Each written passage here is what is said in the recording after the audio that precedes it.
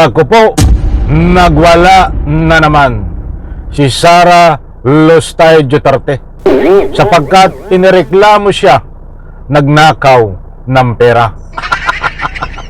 Ay, mantakin niyo ho, pangalan mo'y Vice Presidente, inireklamo na nagnakaw ng pera. Alright, welcome back to my YouTube channel. I'm Andy's Vlog. Mga kaibigan, at ito pa ang mas matindi. Sara Duterte magreklamo din sa barangay. Ay, pambarangay lang ang ito. Pambarangay na huwang ugali nito eh.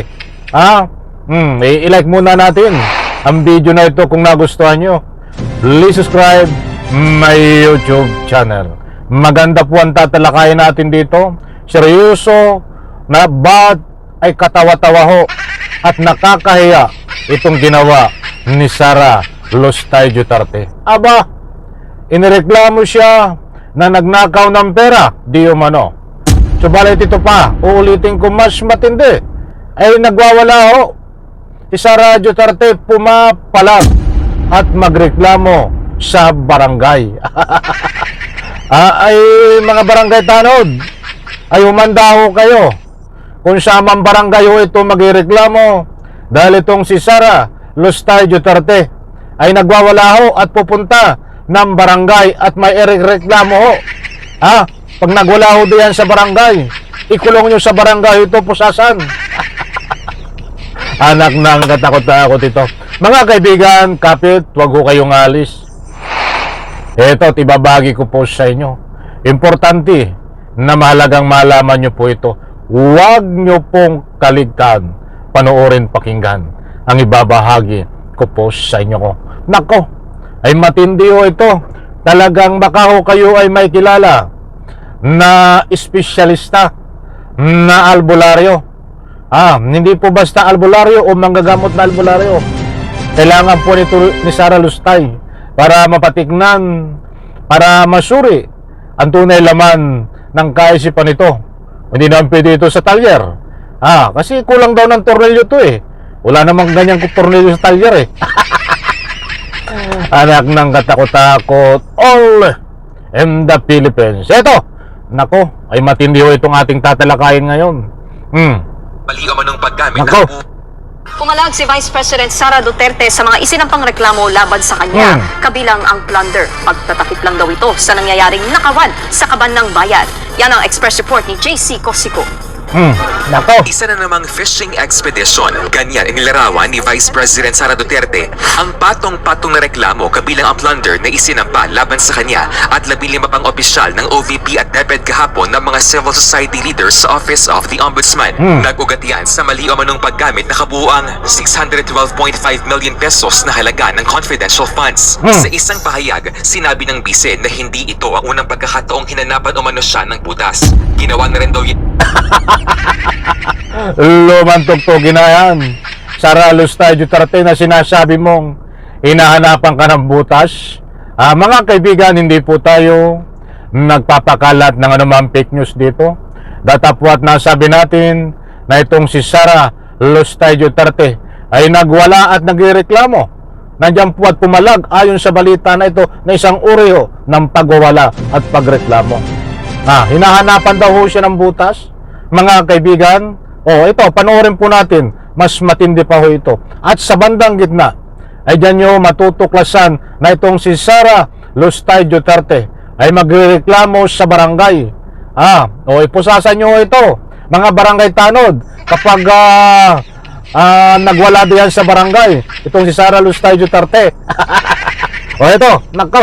Noon sa pagdinig ng kamera, ipinunto rin ng bise ang umanay pamimigay ng budget allocation sa mga kongresista para siya ipa-impeach. Hinikayat ni VP Sara ang publiko na maging mapanuri at huwag basta magpapadala sa anyang mga paninira. Pagtatakip lang daw ito ng nakawan sa kaban ng bayan. Giit naman ni mamamayang Liberal Party List Congressman Laila de Lima, sa dami ng mga ebidensya, paano raw ito magiging fishing expedition? Nandiyan na nga yung mga ebidensya. Ang dami ng mga ebidensya, voluminous. Ang fishing expedition presupposes walang ebidensya. These are voluminous evidence. Documentary, and of course we can expect testimonial and real evidence. Para kay De Lima, good development ang pagsasampa ng reklamo laban sa vice. Ayon pa sa kongresista, ang magiging finding ng ombudsman sa mga reklamo pwedeng maging basehan ng panibagong impeachment complaint laban kay VP Sara. Ay, yan na naman, Sara Lustay Duterte. Malapit na ang panibagong impeachment mo. Bukod dito sa reklamo na kinasuhan ka sa ombudsman na pagnanakaw di umano ng pera ng taong bayan, ay meron pang kasunod. Ang impeachment nitong darating na 2026 by month of February. Eto, mga kaibigan, ituloy natin.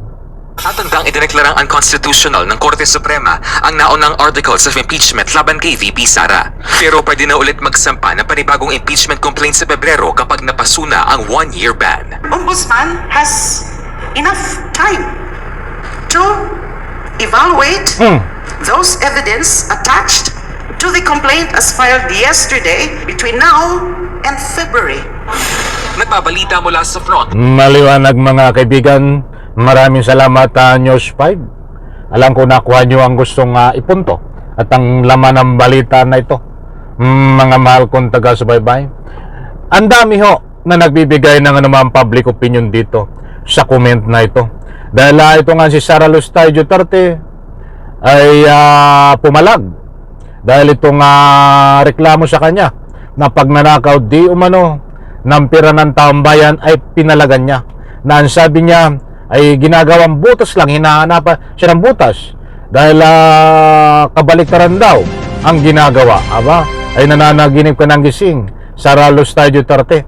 Kaya ang dami yung nagbibigay ng anumang public opinion dito. Babasa ako na doon ka magreklamo sa barangay.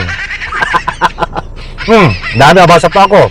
Sara Lustay Duterte, patuloy pa rin ang pambubudol mo. Doon ka magreklamo sa barangay. Pag nagwala ka doon, pupusasan ka ng mga barangay tanod. Anak ng katakot-takot. Ito, balas na lang. Nagreklamo ka sa social media. Doon ka na lang magreklamo sa barangay. Hindi ko na babasahin, marami. Kumukuha ako ng mga hindi laban kay Sara Duterte na mga comment, ay puro laban kay Sara Lustay Duterte ito Mga kaibigan, hindi po tayo nagpapakalat ng anumang fake news. Datapwat na sabi nga na itong si Sara Lustay Duterte ay nagwala at pumalag. Nandiyan po sa ibinahay ko po sa inyo, at yung usapin na magreklamo siya sa barangay ay pinaliwanag ko rin po sa inyo sa pamamagitan ng anumang public opinion. At siyempre, inireklamo ho siya ng pagnanakaw di umano ng pera ng taong bayan diyan po sa ombudsman. In reaction po dito sa comment section, inanyayaan ko po kayo magbigay ng anumang public opinion. Isalay ko sa video na ito. Bye-bye. Palakpakan.